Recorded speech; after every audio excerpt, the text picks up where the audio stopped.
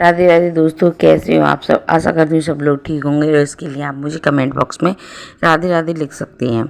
दोस्तों, आज की जो वीडियो है वो बृहस्पतिवार के ऊपर है, यानी कि बृहस्पतिवार के दिन हम व्रत कैसे रखें और बृहस्पति की हम कथा भी सुनेंगे।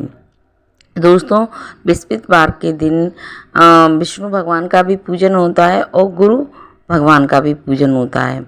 गुरु हमारे ग्रह को बैलेंस में बनाकर रखता है और बृहस्पतिवार के दिन विष्णु भगवान का पूजन होता है। उनसे हमें धन्य धान्य की वृद्धि होती है, माँ लक्ष्मी की अनुकृपा बनती है और इससे गुरु मजबूत भी होता है और हमें विद्या का भी लाभ होता है। तो आइए हम कथा सुनने से पहले ये जान लेते हैं कि इस दिन हमें करना क्या होता है। इस दिन हमें पूजा करते हैं तो दिन में एक ही बार भोजन करना होता है, पीले वस्त्र धारण करने होते हैं और पीली चने की दाल भी बनानी पड़ती है और उसे दान में भी देना पड़ता है। इसमें नमक का सेवन नहीं होता है, इसमें मीठा भोजन होता है और सारी चीज़ें जैसे पीली चने की दाल है, पीले पुष्प हैं, पीले फूल है, पीले जो भी चीज़ है वो पीली ही होनी चाहिए और इसमें केले की जड़ से की पूजा होती है और इसमें जो भी स्त्री पुरुष रहते हैं ये व्रत सबसे लाभकारी स्त्रियों के लिए बताया गया है। ठीक है दोस्तों, हम इसमें केले नहीं खाने होते हैं क्योंकि हम केले की जड़ में पूजन करते हैं, इसलिए केले का निषेध होता है। ठीक है दोस्तों, तो अब इसकी हम कथा सुनते हैं। एक दिन इंद्र बड़े ही अहंकार से अपने सिंहासन पर बैठे हुए थे और बहुत से देवी देवता, ऋषिगण, गंधर्व आदि सब सभा में उपस्थित थे। जिस समय बृहस्पति जी वहां पर आई तो सब के सब उनके सम्मान के लिए खड़े हो गए, परंतु इंद्र गर्व के मारे खड़ा न हुआ। यद्यपि वह सदैव उनका आदर ही किया करता था। बृहस्पति जी अपना अनादर समझकर वहां से उठकर चले गए। तब इंद्र को बड़ा ही शोक हुआ कि देखो, मेरे गुरुजी का अनादर हुआ है, मुझसे बड़ी ही भारी भूल हुई है। गुरुजी आशीर्वाद से ही मुझे ये वैभव मिला है, उनके क्रोध से ये सब नष्ट हो जाएगा, इसलिए उनके पास जाकर मुझे क्षमा मांगनी चाहिए। इससे उनका क्रोध भी शांत हो जाएगा और मेरा कल्याण होगा। इस विचार करके इंद्र उनके स्थान पर गया।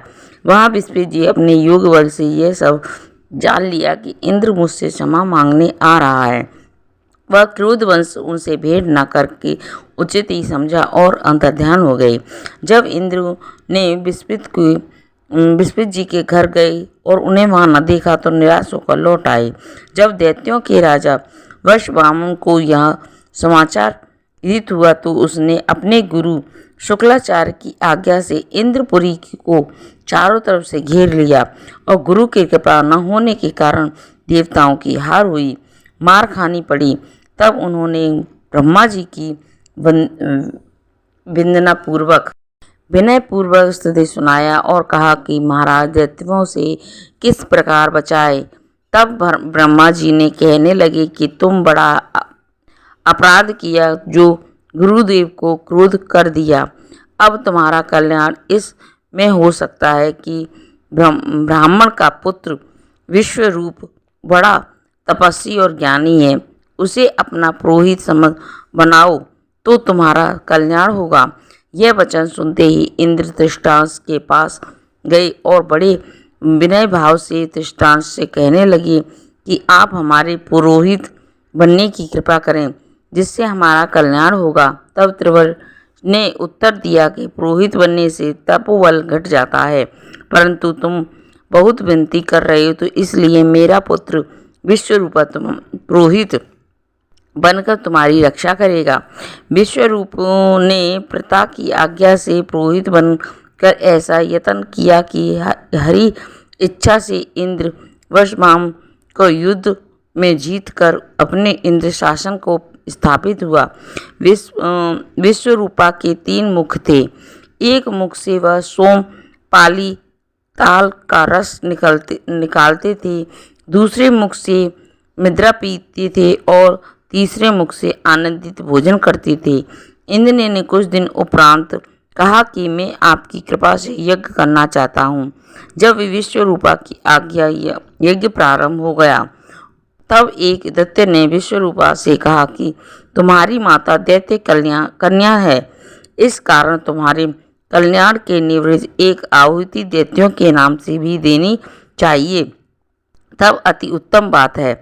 विश्वरूपा दैत्यों का कहा मानकर आहुति देती समय दैत्य नाम भी धीरे से लेने लगे। इस कल्याण यज्ञ करने से देवताओं का तेज नहीं बढ़ा। इंद्र यह वितरण जानने की क्रोध होकर विश्वरूपा के तीनों सिर काट डाले। मद्यपान करने से भर और सोमपाली पीने से कबूतर तथा मद्रापान करने से भवरा, सोमपाली पीने से कबूतर और अन्न खाने से मुख से तीतुर बन गए। विश्वरूपा के मरते ही इंद्र का स्वरूप ब्रह्म हत्या के प्रभाव से बढ़ गया। देवताओं को 1 वर्ष तक पश्चात करने के पर भी ब्रह्म हत्या का पाप न छूटा। तब सब देवताओं की प्रार्थना करने पर ब्रह्मा बृहस्पति जी की सहित वहां आए और ब्रह्म हत्या के 4 भाग किए, जिनमें से 1 भाग पृथ्वी को दिया। इसके कारण कहीं कहीं धरती ऊंची नीची और बीज बोने की एक नहीं है तथा साथ ही ब्रह्मा जी ने यह वरदान भी दिया, जहाँ पृथ्वी में गड्ढे होंगे कुछ समय पाकर वहाँ स्वर्ग भर जाएगा। दूसरे वृक्ष को दिया जिससे उसमें गोंद बनकर बाहर निकला। इस कारण गोंद के अतिरिक्त सब गोंद अशुद्ध समझे जाते हैं। वृक्ष को यह वरदान दिया कि ऊपर से सूख जाएगा लेकिन जड़ फूट जाएगी। तीसरा स्त्री को दिया, जिसके कारण स्त्री हर महीने रत्न शोला होकर अब पहले दिन चांडिक्य, दूसरे दिन ब्रह्मगिनी, तीसरे दिन धोबिन के समान रहकर चौथे दिन शुद्ध होती है और संतान प्राप्ति के योग्य का उसे वरदान दिया।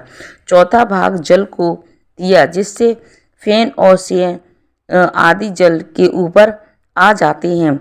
जल को यह वरदान मिला है कि जिस चीज में डल जाए वह बोझ में बढ़ जाएगी।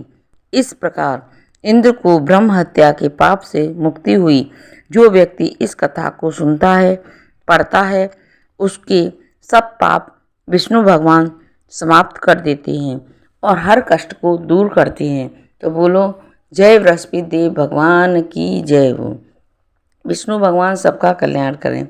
दोस्तों आई होप आपको वीडियो अच्छी लगी हो तो लाइक कर देना। चैनल पर पहली बार आए हो तो सब्सक्राइब जरूर कर लेना।